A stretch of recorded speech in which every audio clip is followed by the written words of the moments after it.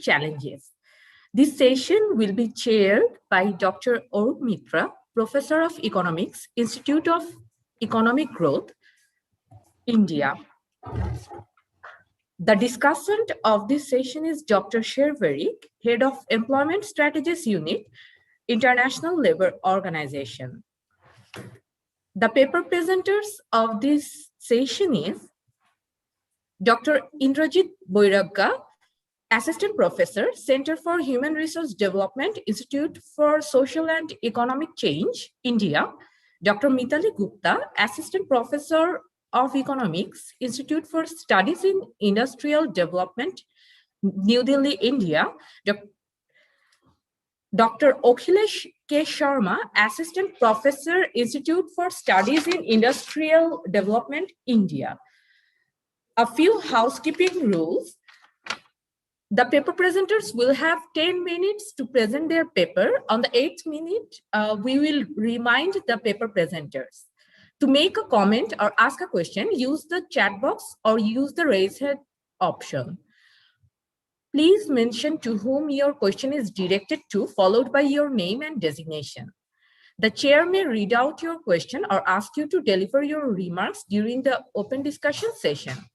Also, I would like to request the distinguished panelists to keep their videos on. Participants are requested to mute their audio and turn off their video during the session. With this, over to you, Honorable Chair. Dr. Mitra.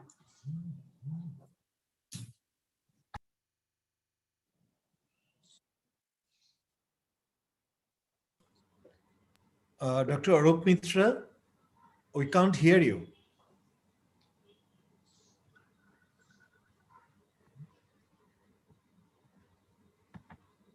Dr. Arup Mitra, we can't hear you. Yes. What? Am I audible? Actually, the bandwidth is very low. Now it is fine. Now it is fine. In the institute. So I'm not sure really be able to talk to you continuously. In last 30 minutes, I've been out thrice. Anyway, welcome you all to this session on employment chapter. We have 3 very interesting papers, and after that we will have a discussion by Dr. Sherverik, and of course it will be open to the floor for questions. Now I invite Dr. Indrajit Boiragga to make his presentation. Thank you very much, respected chair, and I would like to thank the organizers, especially Professor Salim Royan, for giving me the opportunity. Let me share my screen.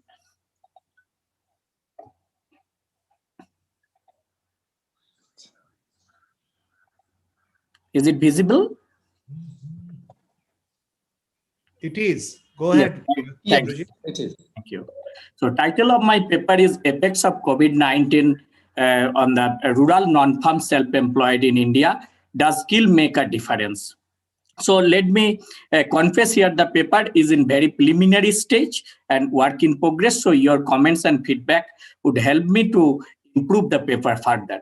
Okay, let me start with introduction that this COVID-19 pandemic has created both demand and the supply side shock across countries. But in India, the employment crisis predates COVID-19 pandemic, and even this COVID-19 aggravated this employment crisis. The stringent measures of several rounds of lockdowns and the presence of large informal workers, about 93%, including both informal informal employment in the informal sector as well as informal employment in the formal sector. So out of this 93% informal workers, a large chunk, about 52%, belong to this self-employment category. And studies have pointed out for different countries, here I have highlighted for Zambia, for developing countries, for even including India, that this self-employed people have one of the worst affected section due to this COVID-19 pandemic. And they have lost their earnings, working hours, even some of them have stopped their businesses. In case of India, CMI data has shown that initial periods of lockdown in April 2020, the casual and self-employed sector made up the majority which lost employment. And even the most severe pictures are shown by some other surveys like Standard Workers Action Network have pointed out that 97% of self-employed people did not have any form of income in the initial months of lockdown. Even similar picture has been portrayed by Azim Premji University survey as well. So within self-employment, the most affected sectors are this trade and accommodation services, manufacturing, transportation, and the storage and communication. So these are the sectors. But here, one thing we need to note, the person's education level plays an important role because mostly everyone is affected, but everyone has not been affected equally. So education and skill level of the pupil plays an important role here.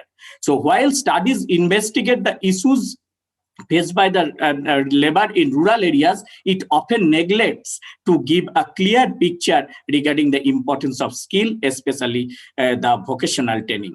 And so in our study, we dwell into the details of assessing the capability of skilled workers compared to unskilled workers in the non-farm sector in overcoming the disruptions caused by the pandemic.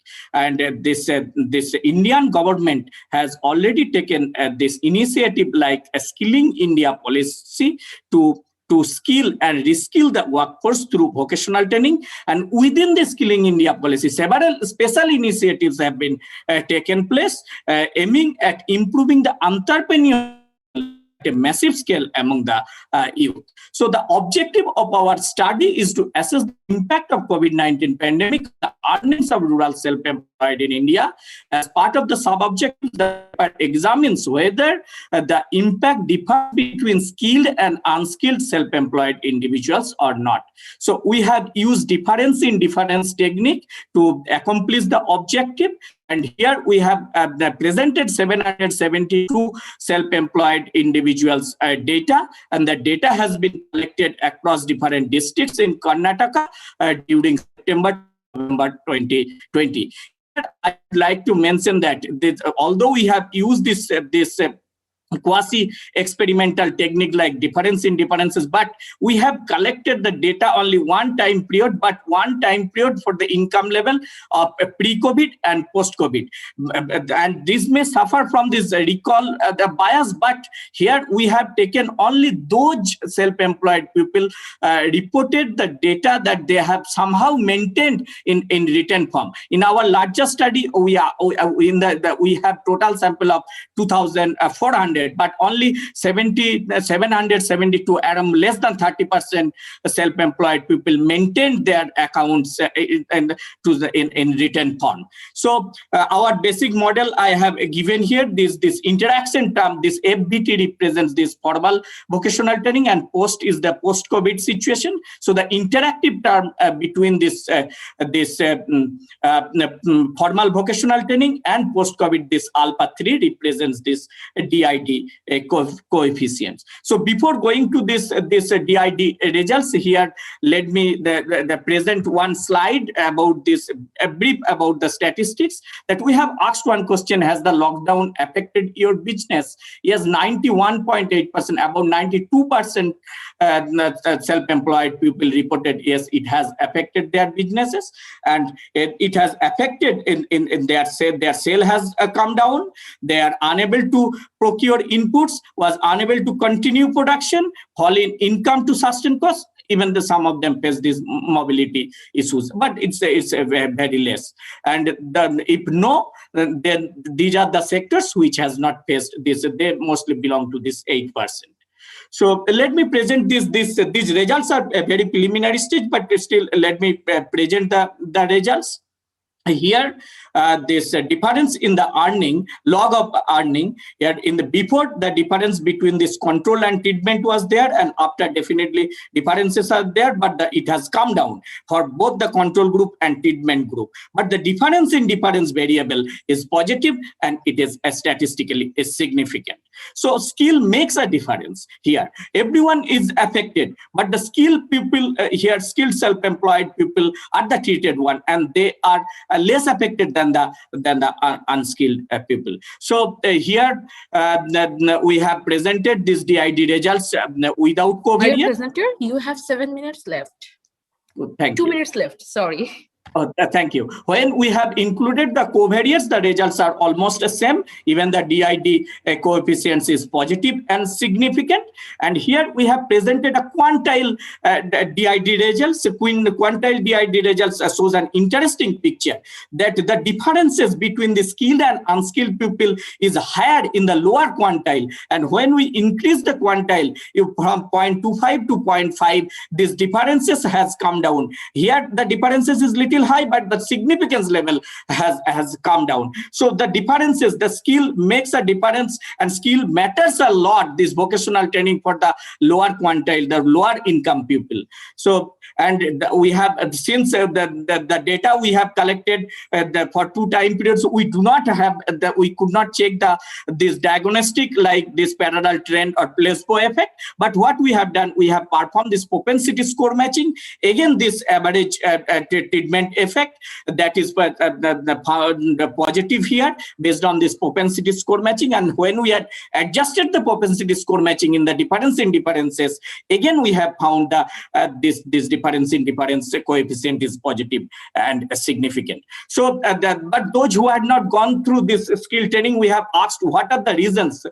So they mostly pointed out that they are not aware about the formal vocational training. So this awareness is real important. And another, a large number of people are not they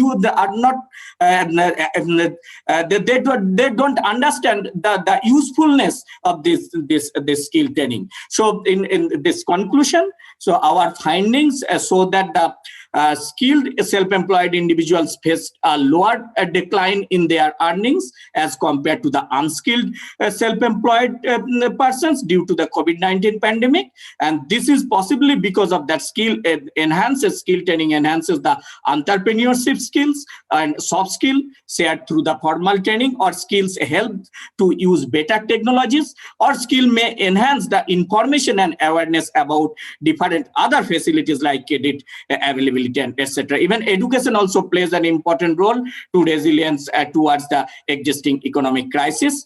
So here we have even this income groups and their socio-economic backgrounds are also important. Thank you very much.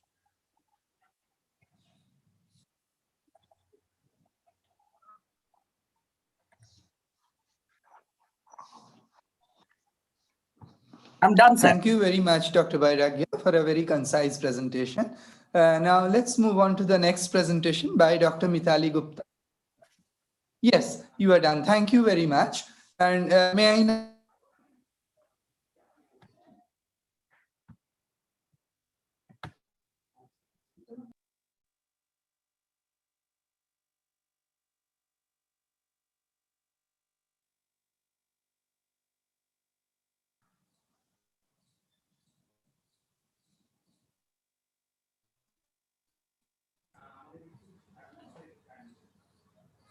Dr. Mithali Gupta, you have to start from the first slide, please. Take your cursor to the first slide.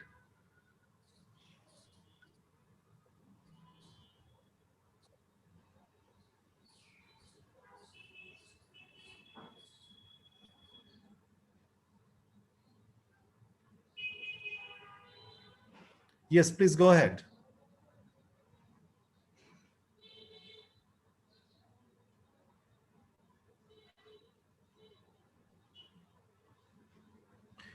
We can't hear you, Dr. Gupta. Dr. Gupta, please go to your first slide.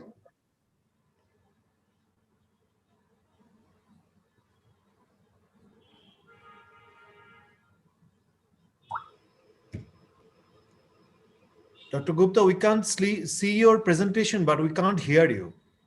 Can you please start the presentation or your deliberation?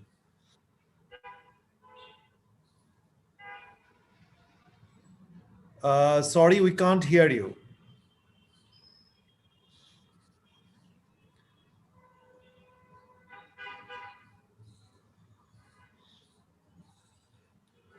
I would suggest you to kindly re-log in. In that case, we can move to the third presentation and you can come back after that one.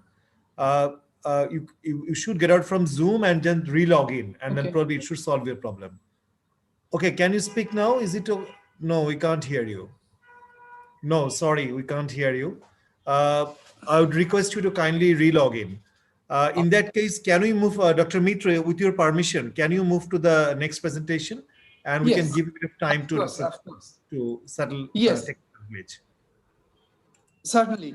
Let's start with Dr. Akilesh's presentation.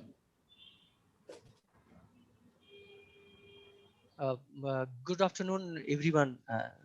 Mitra sir, Professor Rehan, and Dr. Verik and other participants. Am I audible? Yes, Hello? we can hear you. Yes, you are. Yes, we can hear you. Yes, sir. I'm sharing my screen. Share your screen and start. Yes, sir. Thank you, sir. Thank you. This study is the impact of economic disruptions caused by COVID-19 on the sectoral employment in India. My co-author of the paper, Dr. Sushil Rai, has some meetings, so he will join us later on. We all know about the COVID-19 and the economic disruptions caused by this. So I am quickly moving this slide. But India introduced the lockdown to contain the spread of the COVID-19 in the March, on 25th March, followed by the Janta curfew implemented on 22nd March of around 14 hours. So we can say that it hugely disrupted the movement of the people and the economic activities in the country after the 25th March, and the lockdown continued in the phased manner till the 31st May. And after that, the government started opening up the economy after the first June. It also happened in the phased manner. So we can see that in the first quarter of this financial year, the huge decline in the GBA growth rate, that is economic contracted up to the around 23%.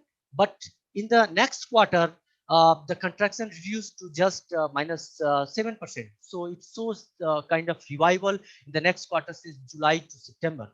And the most affected sectors were the construction, trade, hotels, transport, communications, service related, manufacturing, mining, and quarrying. So with this and the trade, we can see that the trade decline started since February, because the first cases of COVID reported in the last of the December, and WHO issued advisory around the 10th to 12th January across the world, and so containment measures started in the country, in other countries since January itself. And since the most of the countries had trade relations with China, so that's why the trade flow started contraction much before the lockdown introduced in India. So we can see here, but after the April, we are also seeing the revival in the economy. Most important thing, that the contraction, as my previous presenter had mentioned, that self-employed entrepreneurs most affected, and in MSMEs, the around half of the entrepreneurs are comprised by the self-employed entrepreneurs. You can see that MSMEs are hugely affected by due to the lockdown, and around 26% MSMEs clearly shut down in the month of the April itself. And you can see the other impacts are the decrease in the customer footfall of around 73% MSMEs faced, and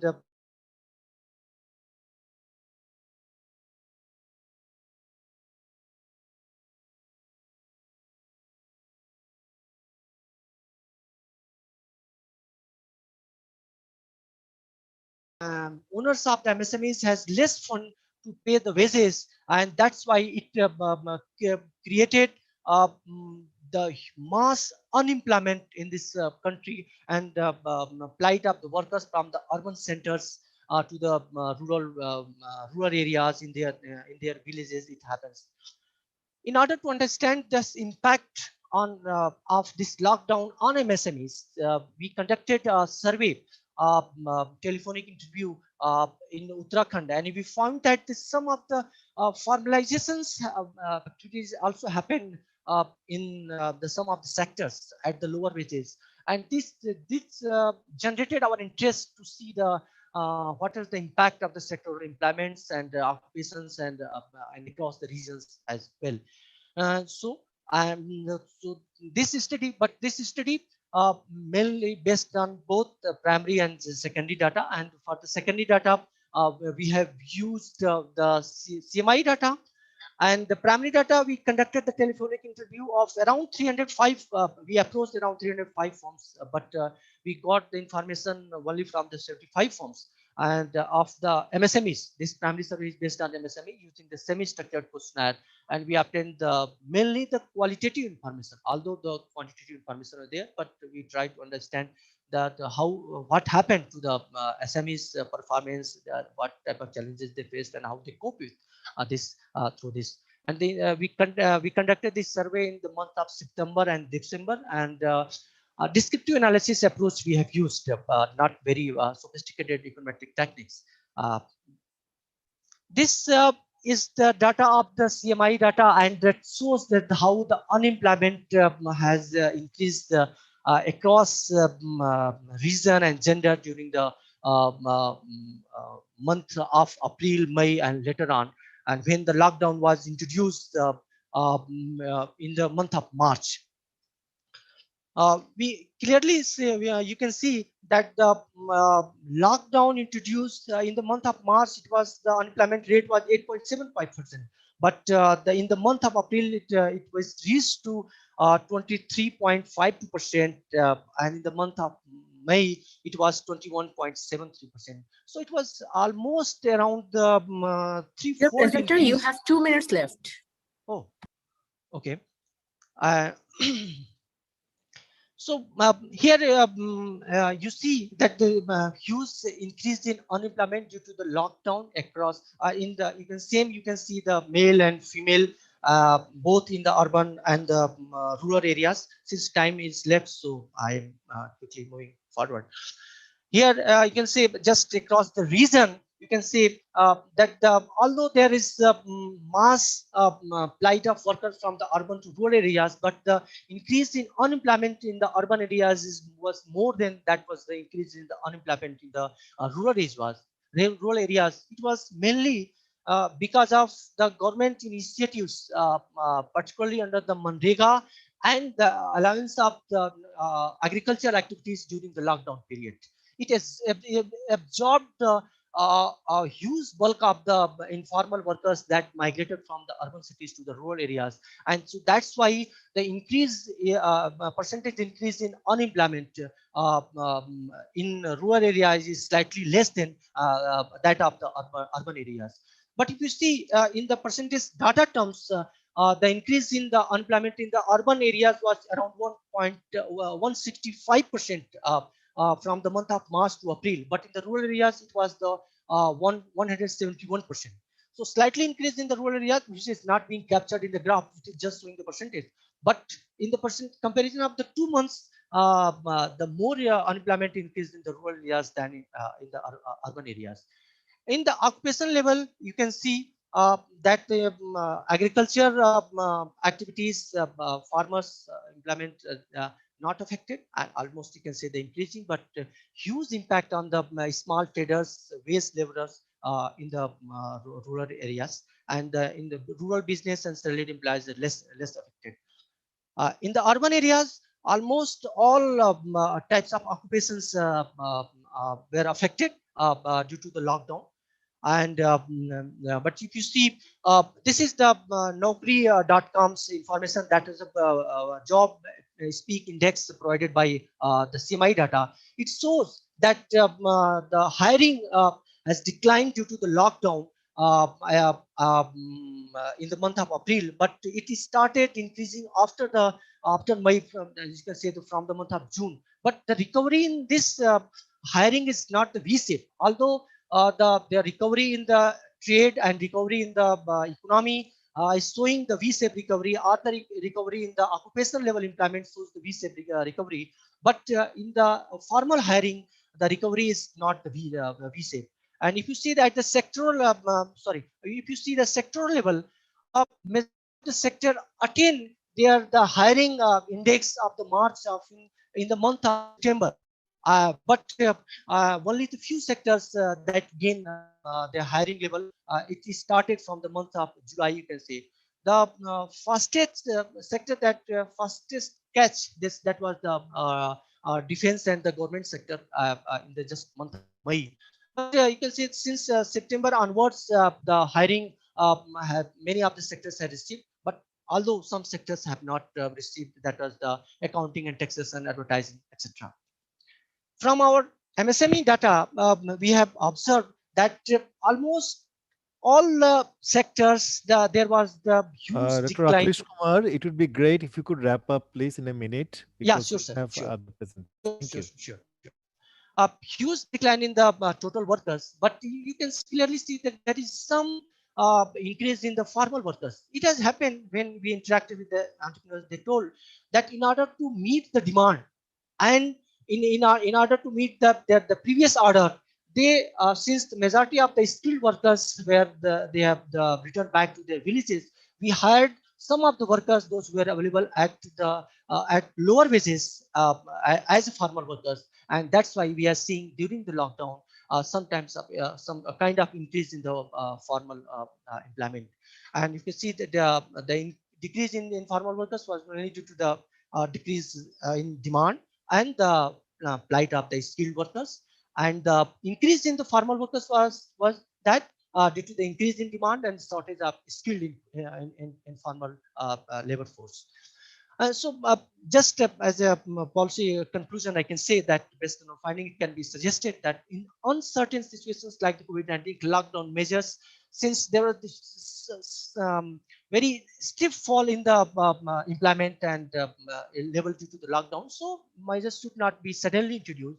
Schemes similar to Manrega should be introduced in the urban areas also to save the informal workers if required. Informal workers are more vulnerable.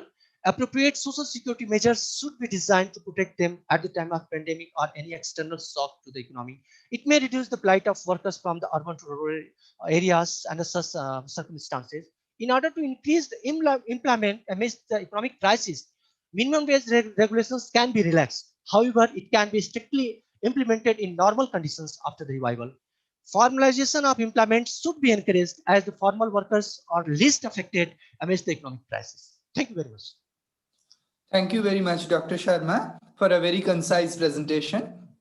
Mithali, have you joined?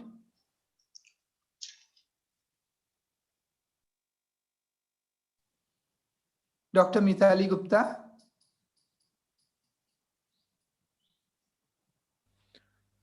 I think Dr. Mithali Gupta, she has joined. Okay. I hope that this time this will her. Yes, and I think has her joined. co-author is here too. So if needed, Okay. her co-author can also speak if Right. microphone doesn't work for Mithali, Dr. Mithali Right. Gupta. So Mithali Gupta, we can't hear you. Still, we can't hear you, but it would be great if your co-author can speak and while you make the slide presentation. Dr. Manik Kumar.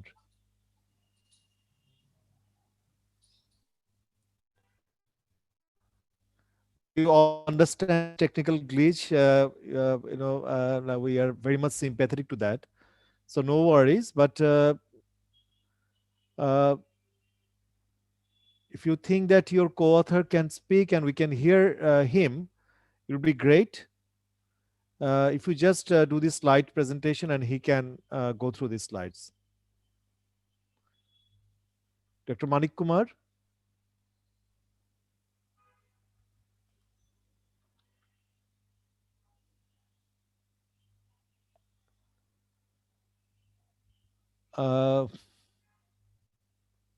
We are stuck somewhere. Dr. Arup Mitra, what to do?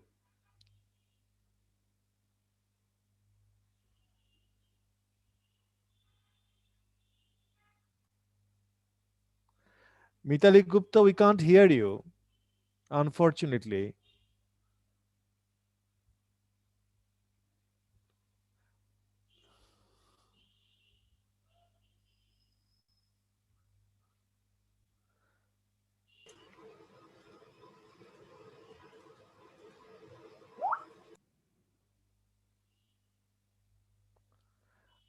Or is it possible if you can just show the slide one after another?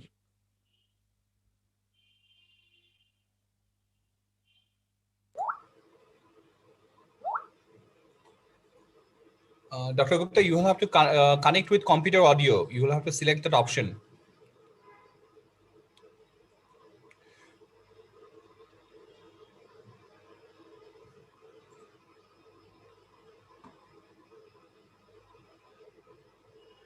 You can join us with your mobile device on the Zoom link, using the Zoom link, and we can, run the slides.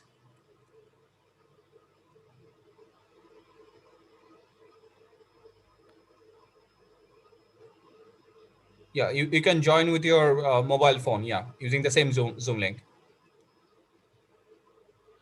We have the copy of your presentation. We can upload it and run it for you. And you can actually join by through your mobile device.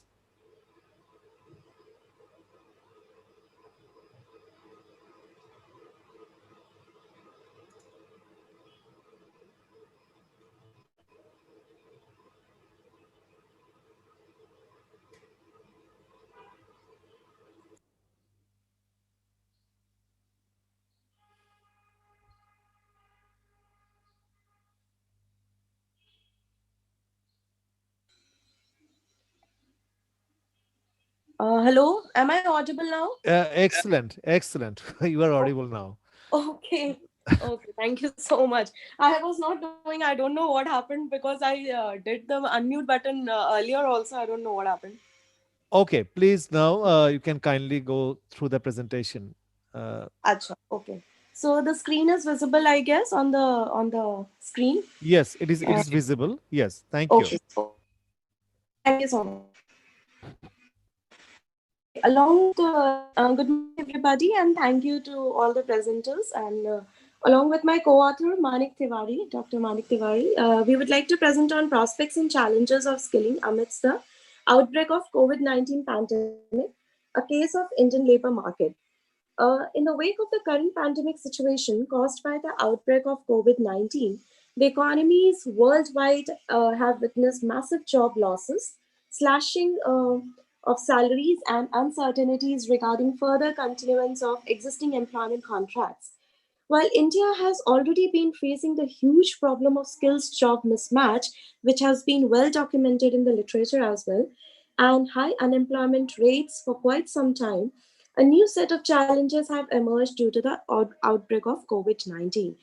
In the context of this above discussion, the present study attempts to present an overview of supply and demand for skills and the extent of skill mismatch in the Indian labor market in the pre COVID-19 period, examine the impact of COVID-19 outbreak on various skill categories, and introspect the challenges of future skill acquisition in India. So, uh, okay. Moving towards the methodology part, the data we used here in the pre-COVID-19 period was periodic labor force survey data 2018-19, and the impact of COVID-19 on the labor market was measured through a skill spectrum based on International Standard Classification of Occupations published by ILO in 2012.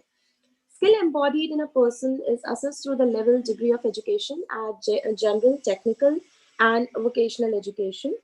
And corresponding to the three different education levels, we created three skill categories, that is low and medium high, and high skill categories of workers. Skill mismatch in the pre-COVID-19 period is assessed by an indicator where we have used this UJ upon EJ into 100, where U is number of unemployed person, E is number of employed person, and J is the skill level attained. So if the number of unemployed person at a given level of education or skill is more than the number of employed person in the same category, we say it is excess supply of that particular skill group. And if it is the opposite case, then it is considered to be skill gap in that respective category. Now, the impact of COVID-19 at various skill categories is seen through different scenarios occurring in the lockdown phases, the different phases of the lockdown. That is, which was characterized by occurrence of massive job loss in the very first or initial period of time. Then work from home becoming a commonality and role of digital literacy. We also used an indicator called workers without any written job contract, which is present in the PLFS data. Assuming that this section of workforce is which is informally employed, is at the highest risk of the job loss because of the low skill education level. So, moving towards findings of the study, here we say first we assess the demand and supply of skills by level of education. So we see that out of the total labor force, which stands at 518 million, according to the current PLFS data, around 57% has attained general, 4% technical, and 7% vocational education. The study highlights that the supply side of the Indian labor market is predominantly low and medium skill driven, but the demand side for labor has shifted towards high-end spectrum of jobs in the last few years, which signifies a huge magnitude of quantitative mismatch in the Indian context. This has been further aggravated in the ongoing COVID-19 period, which would be a huge challenge to be addressed in an era led by information technology and artificial intelligence. Now, skill mismatch, moving towards the skill mismatch index, which shows that across all the levels of education, the highest mismatch between demand and supply of labor occurs at the level of technical education, where the skill mismatch index is 24.02. And within the general education, also, we see that it is highest for tertiary education, which stands at 20.29, while lowest for workers attaining almost no education, that is 1.40. This presents a very grim picture of the Indian labor market, where we witness both shortage of high-skilled workers and high unemployment rates within the high-skilled category. By using by using the variable workers without any job contract, we estimate from the PLFS data that the total job loss would be around 197 million in the ongoing phases of the nationwide lockdown period. Sorry. Among the workers who have attained the general education, highest share contributes to the primary and middle class workers, who have suffered the major brunt of the COVID-19 outbreak in terms of their jobs and livelihoods, and have further added to the low demand chunk of the labor force while having a lesser degree of reskilling or upskilling capabilities. In the later period of the lockdown conditions, sorry, just a minute, where in fact we have witnessed even the medium and high skill categories also feeling the heat of job loss, as reported by the CMI indicators, that around 18 million salaried jobs were lost up till July 2020. Now, moving towards the norm of work from home commonality, this table shows actually the different phases of the lockdown period in India and how different skills have been affected, different categories of skills have been affected by that. Now, there are three categories of high skilled occupations as per the ISCO 2008 classification of occupations, namely managers, professionals, and technicians, who constitute roughly around 50% of the total labor force, who is largely able to work from home. The next two categories belong to middle skilled occupations, namely clerical support and services and sales workers, who may or may not be able to work from home depending upon the nature of job requirements, whether it is desk or field related. The third and the lower rung of the occupations, namely involving low and middle skill acquisition includes skilled agricultural, forestry, and fishery workers, craft-related workers, plant and machine operators and assemblers, and other elementary occupations constituting roughly around 40% of the total labor force, who would certainly not be able to work from home owing to the manual nature of jobs. So if we say around only 50 to 60% of the total labor force as per the PLFS data would be able to perform their job roles under work from home conditions. So it is not applicable to the entire labor force. Now, if we talk about the digital literacy thing, which has come up in a big way, and job-specific ICT skills have gained much importance, especially in the post-COVID-19 period.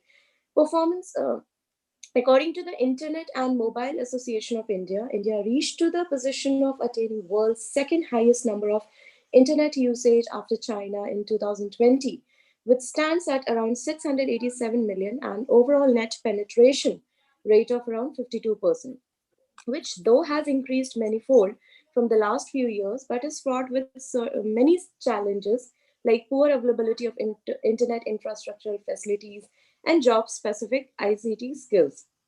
We also noticed— Presenter, you have 2 minutes left. Okay.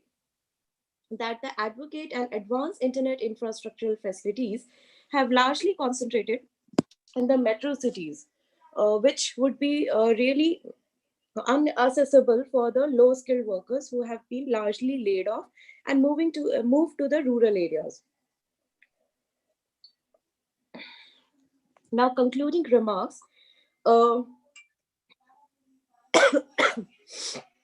Thus, the challenge before the government seems to be huge in terms of combating existing inefficiencies in acquisition of skill, containing the conditions of ever-increasing skill mismatch, and creation of secure livelihood opportunities in the future in the wake of changing job roles and structure. So a clear two-way, or you can say two distinct approach can be adopted by the government. The first measure relates to reskilling or upskilling the currently laid off workforce to ensure secure livelihoods to the laid off workforce. There have been steps taken under Manrega program across various states, but this provides a very short-term solution as compared to the magnitude of the problem. There also needs to be a greater focus and streamlined approach on facilitation of preparation of successful self-employed personnel and entrepreneurs, especially for those who are high skilled and currently facing the uncertainties of job loss, as been pointed out by the previous speaker also. Then the second approach relates to the upskilling and multi-skilling the future labor force. As in this direction, the new education policy 2020 has come up as a welcome step, which has attempted at strengthening and integration of various levels of education while adopting a multidisciplinary approach and digitally enabled platforms to impart education. It is expected that in due course of time, if implemented efficiently, the new education policy will have a positive impact on all the skill categories, building a highly skilled, dynamic, and resilient workforce, which would not be facing the brunt of the current as they faced in the current pandemic situation in the coming future. So thank you so much with all these. And these are the key components of the new education policy. I just highlighted some of them. Because of the paucity of time, I'm not discussing all of them. Thank you so much.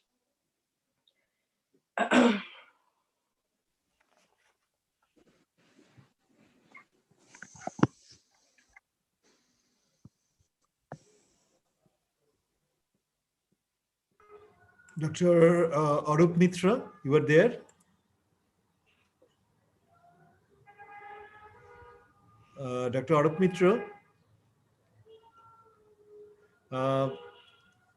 I think there is a bit of technical glitch at his end. If Dr. Arup Mitra is not there, so may I request Dr. Sherverig, our very good friend, to speak for 10 minutes.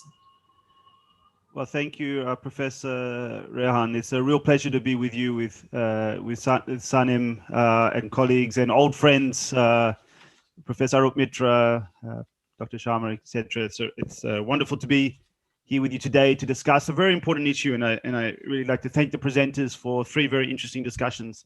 In my 10 minutes, I would like to just make a few comments on COVID and what we've been seeing globally. Also, zooming in a bit on South Asia, and then I'll have a few comments on the paper presentations.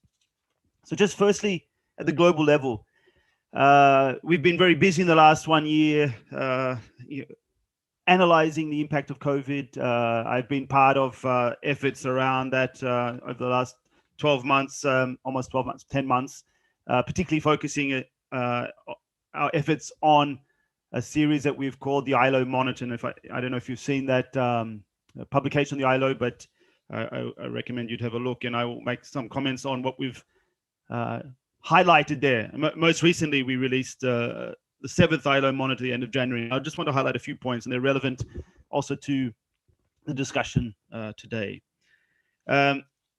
What we've seen indeed is that COVID-19 has been a crisis like no other crisis. It has hit the world throughout 2020. It has been a very unique crisis because of the nature of the shock, and this has been also referred to. We've had both a shock on the demand side and also on the supply side. We should also mention the impact of uncertainty. It's been very negative in terms of how businesses have been able to cope with the crisis, and of course that depends on the policy responses in countries. And I want to underscore that and this is all, I'll come back to that in the context of the papers, is it's really important to understand the nature of the shock, and that should inform the approach taken when analyzing the impact on the labor market, particularly this demand-supply story.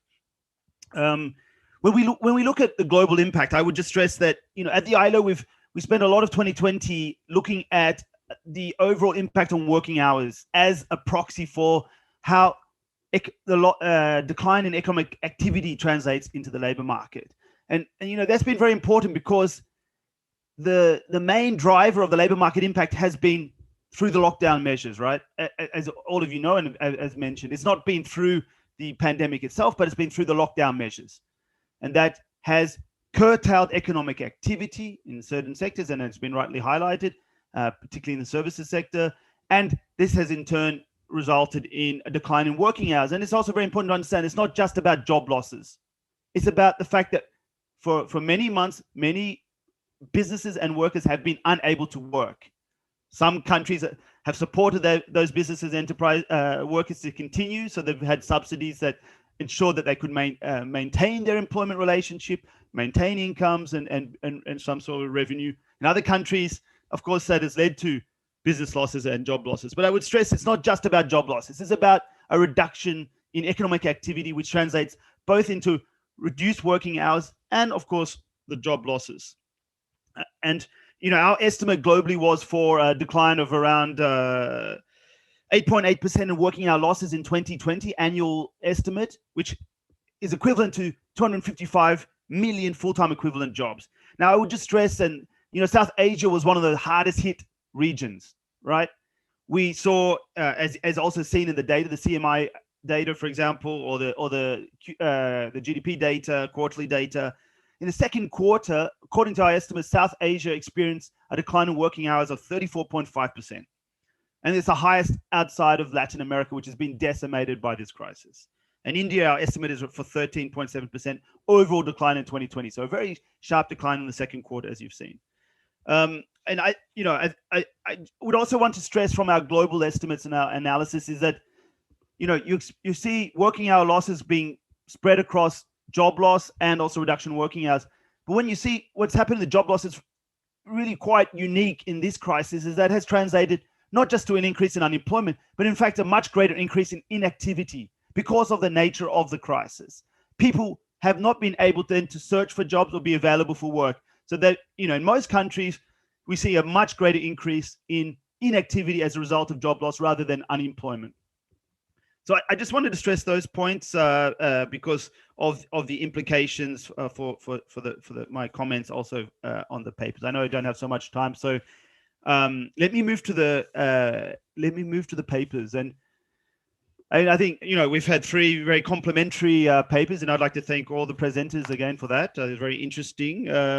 There's a lot of emphasis on skilling, and it brings me back to my time in South Asia. There's a lot of emphasis given to skilling, and as a general comment, I would want to stress that I think we get a bit clouded or blinded by seeing everything through that skilling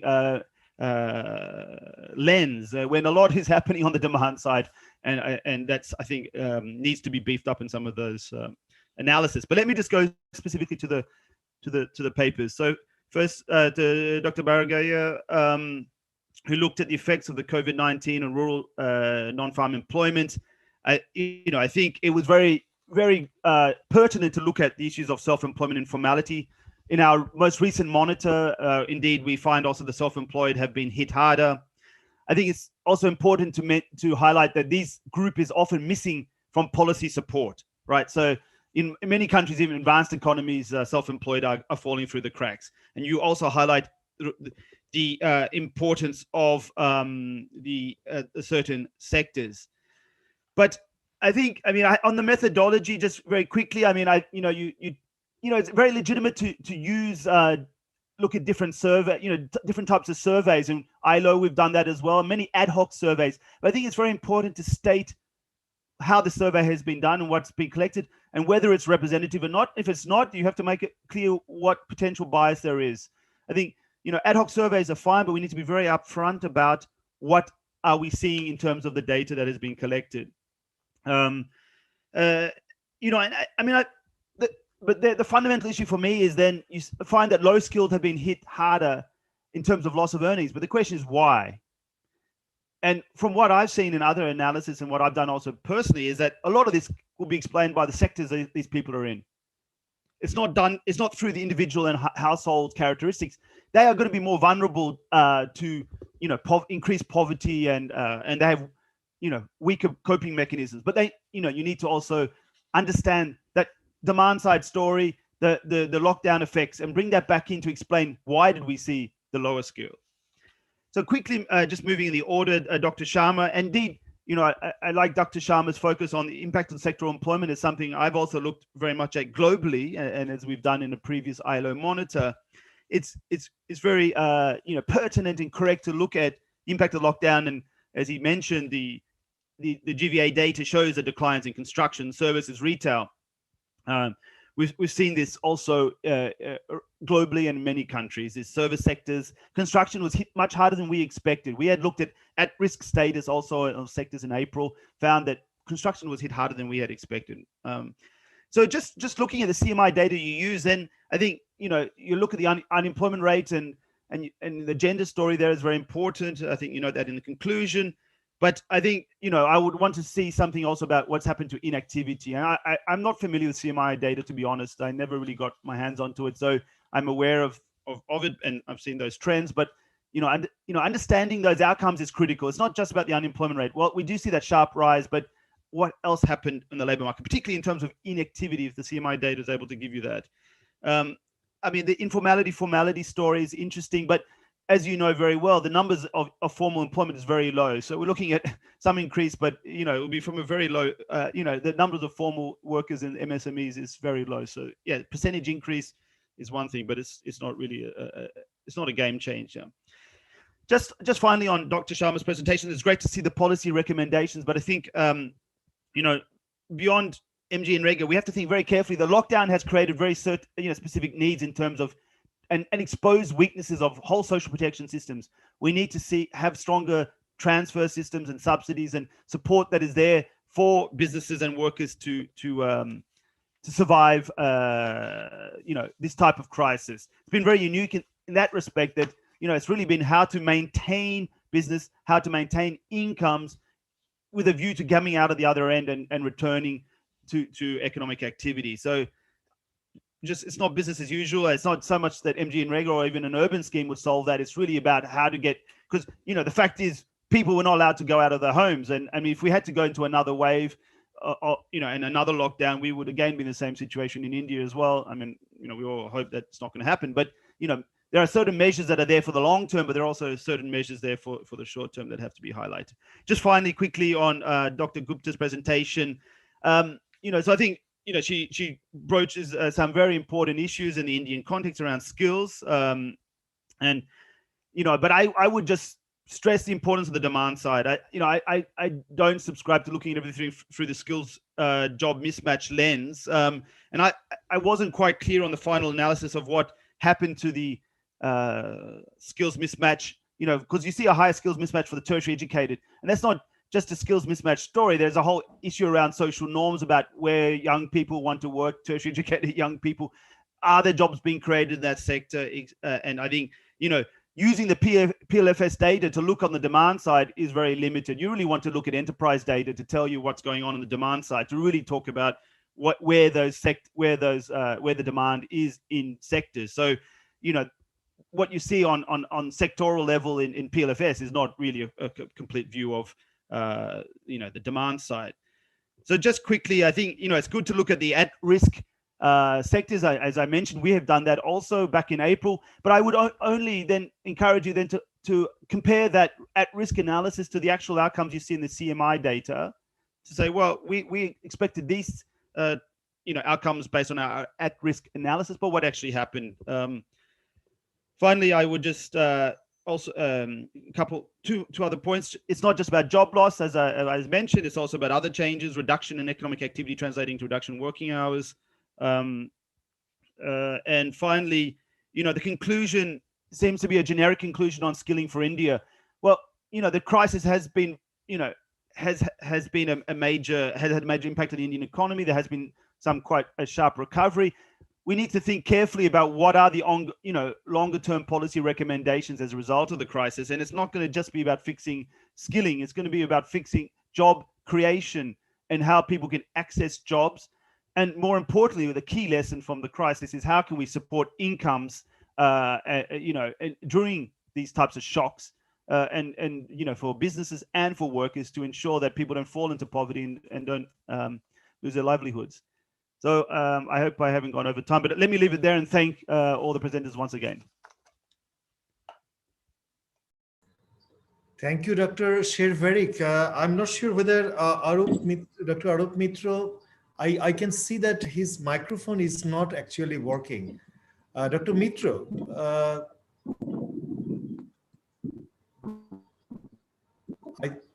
I think his microphone is not working for some reason. But Sher, thank you so much for excellent comments on these three papers as usual.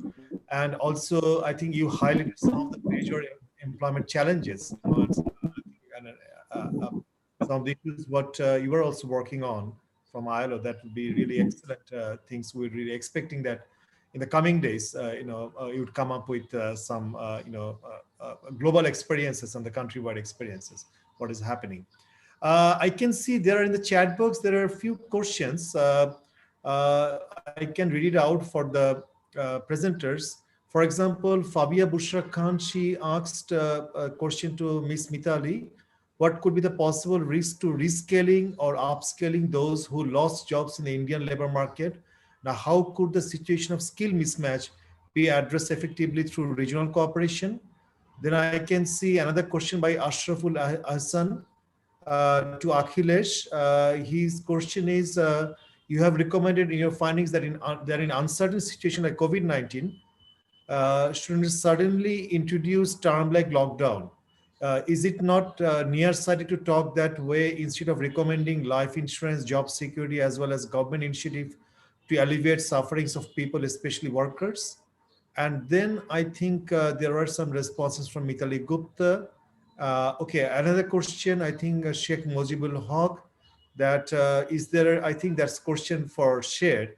Is there any plan of ILO about laid-off workers, skill enhancement, job placement, alternative livelihood support? So what I do, I would give 1 or 2 minutes to the presenters to respond to Dr. Sherverik's points, and as well as, you know, if you have any other thought to share. So I'll start with Dr. Indrajit Boiragi. Indrajit, over to you. Yeah, thank you very much, sir. And I would like to thank Dr. Said Bherik for giving this detailed comments as well as the insights to think again. And yeah, I do agree with you that this assessing a skill from the supply side gives only one side of the picture. So demand deficiency is there, and in India, that this employment crisis is taking place for last 1.5 decades, even means before COVID-19. And this skill is one of the initiative. I am not taking it will solve everything. At least skilling India will is one of the initiative to facilitate to make the workforce for the ready access to the job market. But your comments related to this, related to my paper on this survey, this reliability of the survey. Yes, you are correct that there are some limitations of the surveys. But what we have tried in our survey, that we have followed multi-stage stratified random sampling within Karnataka, and there we have our first stage was to select 4 divisions within Karnataka, because Karnataka is divided across 4 divisions geographically, and within every divisions we have selected 1 developed district and 1 underdeveloped district, and within every district, so altogether we had 8 districts, and from every district we had selected 2 talukas, and from every taluka we had selected 2 villages. So like that, we tried our level best to go ahead with some kind of random sampling. But again, the recall bias, another bias is recall bias, yes. But as I have already mentioned at the time of presentations, that we have asked one question, that did you maintain the accounts in written form? If they had maintained the accounts, then only we have reported that data for the particular analysis. So we know that this experimental techniques is very kind of sensitive to this reliability of the data. And the second thing is very interesting point, that why low skill people are harder as compared to the high skill people. See, we have to think again, but the means one moment this our inferences are possibly this lack of entrepreneurship skill, this lack of skill of this marketing skill or the managerial skill, and sometimes obstruct them to go ahead to absorb with this kind of sudden crisis. So definitely this has created this income loss for the skilled people as well. But when we are comparing, yeah, this loss is much lower for the high skilled people as compared to the low skilled people. But thank you once again for giving the insights. I will think in these lines and will improve my paper. Thank you. Thank you, Indrajit. I can still see Dr. Arup Mitra's microphone is not activated. So this is a kind of unfortunate thing from this kind of technical glitch, what we are experience over Zoom.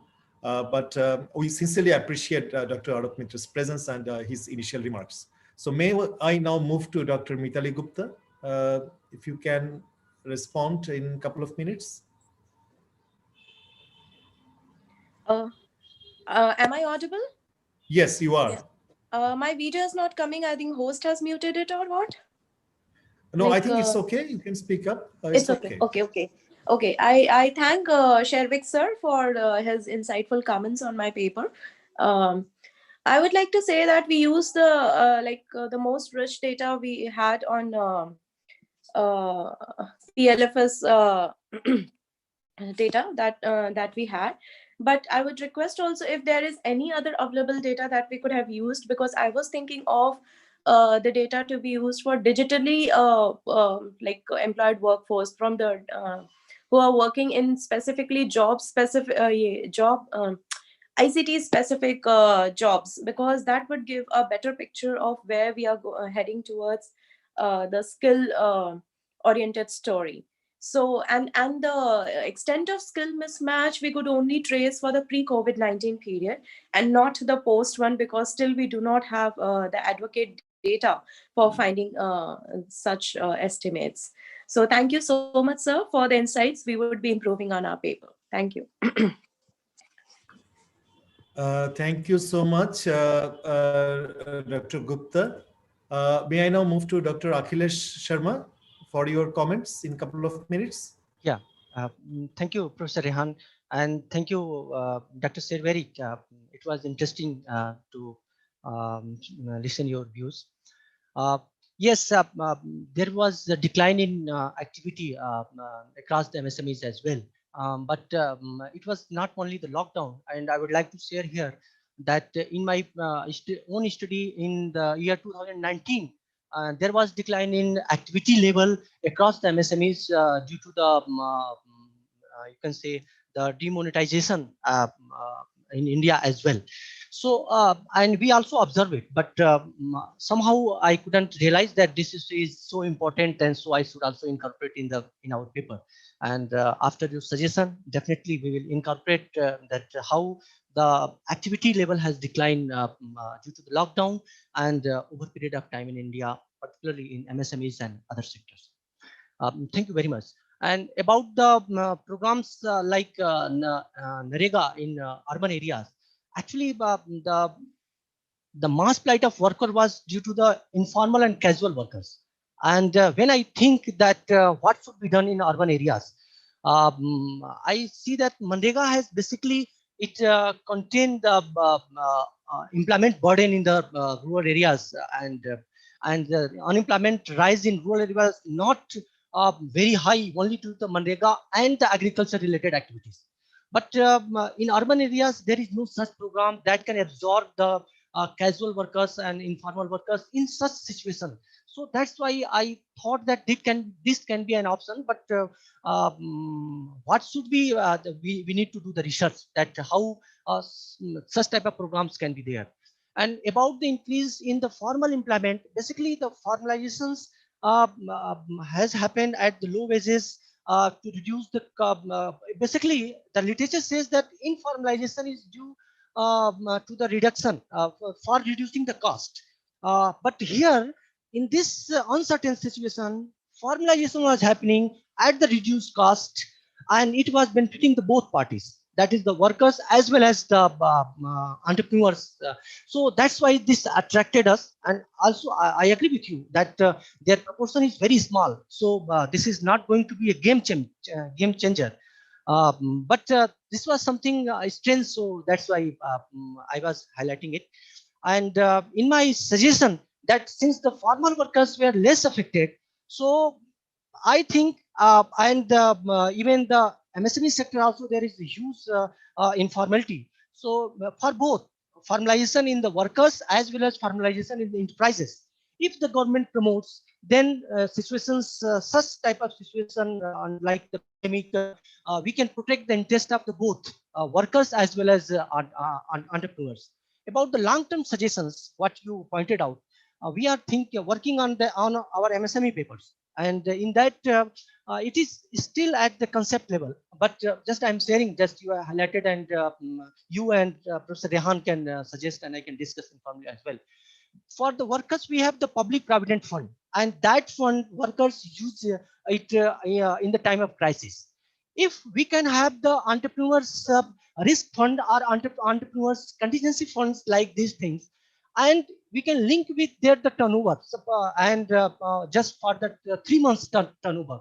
It means that if an entrepreneur has a turnover of 1,20,000 rupees for this year, and for the next year, if it is saving of 1/3 amount, well, you can say 1/4 amount just for the 3 months, and if it is maintaining for always, and government is giving some lucrative interest, so in such type of uncertainty, entrepreneurs will have some fund to manage its wages as well as to address the issues of delayed payment also. I have make it chart out, and separately I can share with Sher and Professor Rehan also on this issue. Thank you. And the other suggestion. Thank you, Dr. Sharma. 1 minute. There's one. Yeah. Sure. Due to the sudden introduction of the lockdown, it was very huge interruption in the supply chains. Many of the vehicles were on the roads, and many of the outputs were there in the factories, and they can be supplied to the from the suppliers to their purchase buyers as well. So if the government would have given even the 1 week of time, such type of mass plight, basically such type of huge suffering of the workers as well as entrepreneurs might have been reduced. So in my view, as a researcher, I would like to suggest that sudden lockdown can happen in type of earthquake or like flood situations like this. Pandemic like the COVID-19, 1 week time would have been given to the workers and entrepreneurs. Yes, one comment about the agriculture. Yes, agriculture sector has also affected, but its impact Dr. has come Sharma, at a thank later you on. so much. Thank Thank you so much. Thank I you. think Thank we you. can always discuss on these issues, and Yeah, thanks. I sincerely appreciate. And I wish we had more time to actually to allocate you and then to discuss on the on these issues. So thank you so much. And I would now move to Dr. Sherverik. Sher, you had a question. And also, there is another question. I think it is also for you to respond, Mr. M.S. Saleh, who is asking that given the fact that there's a large informal sector, what would be actually the policy makers, what areas they should concentrate on to close the skill mismatch as well as to address the labor market challenges? And I think, yes, so with this, Sher, over to you. Thanks, and thanks to the presenters for their responses and also the comments from the participants. We don't have a lot of time, and I could go into a long story about policy recommendations. I've put a link there as well for some insights on what ILO has been saying. I think it's important to distinguish the short-term measures, and a lot of the focus has been on stimulus, and there's also been a big discussion in India and other countries about, has the stimulus been enough? The overall spending that the government has increased, in 2020, actions on monetary policy, etc. There's, measures that are around protecting sectors, etc. There's also the focus that we need to have on recovery. I mean, even if India has had a pretty sharp recovery, there's still many issues that need to be addressed. And then there's a longer term part. And I think, as what we see also around the world is that, there's a strong case for continuing macroeconomic support to most economies that is not going to disappear. And ILO and others, of course, including the IMF, have warned against premature withdrawal of policy support. Even if there has been a recovery, we're still very far from where we were. You have to think about the no pandemic scenario, right? It's not just the V that goes up again. It's the no pandemic scenario. And, you may have a decline of, 8% growth in India, in 2020, and then an increase of 11%, but you're still at roughly, given population growth, a very flat line in terms of overall GDP per capita increase. So there's importance for maintaining stimulus. On some of the specific questions, such as informality, we really need to work out much better ways of getting transfers to these people. Okay, MG and Rega, urban, part of the story, but there's a much bigger story about social protection systems is absolutely critical. This crisis, as previous crises have taught us, we need strong social protection systems. Thinking about the longer term and around sectors, we need to see support going into specific sectors to create jobs. I'm going to come back to the demand side because it's really the fundamental challenge in India. Creating jobs outside the big urban areas. We need to see much stronger job creation in rural areas, not just in India, but in all of South Asia. So, that's absolutely critical. And then there's one question about the, IR4. And yeah, we have to think, where are those new sectors? Where are those new opportunities? What measures are needed to support, businesses and workers to move to those sectors? What measures are needed to support the sectors that are declining? But that I'm just, putting that stress on the sectoral approach, because it has become very clear in this crisis that we need to think very carefully about how the structure of the economy has been affected. And we have the whole process of structural transformation that we need to maintain, but through different means. I'll leave it at that. I know we've run out of time, but thank you again.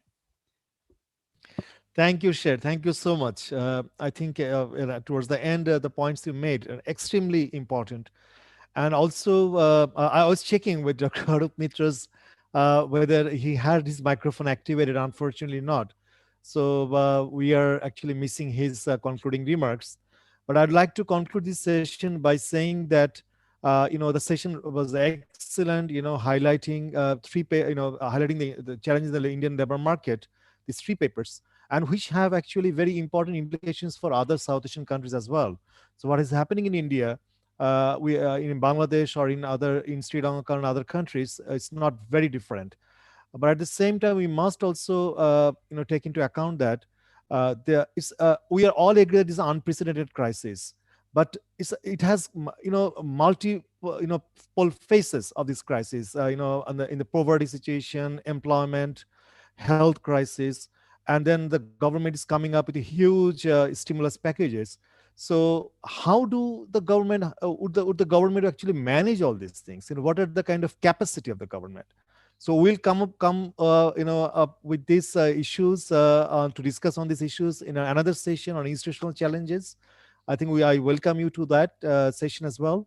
And thank you so much, Sher. Thank you, the 3 presenters, as well as the chair, Dr. Aruf Mitro. We missed him so much. And we look forward to seeing you in the next session. Thank you. Thank you very much. Thank you. Thank you. Thank you, Sher. Thank you, Akhilesh, Thank you. Indrajit, Bye. Mitali. Thank you. Thank you. Thank you. Okay. Bye, sir. Bye. Bye. Bye.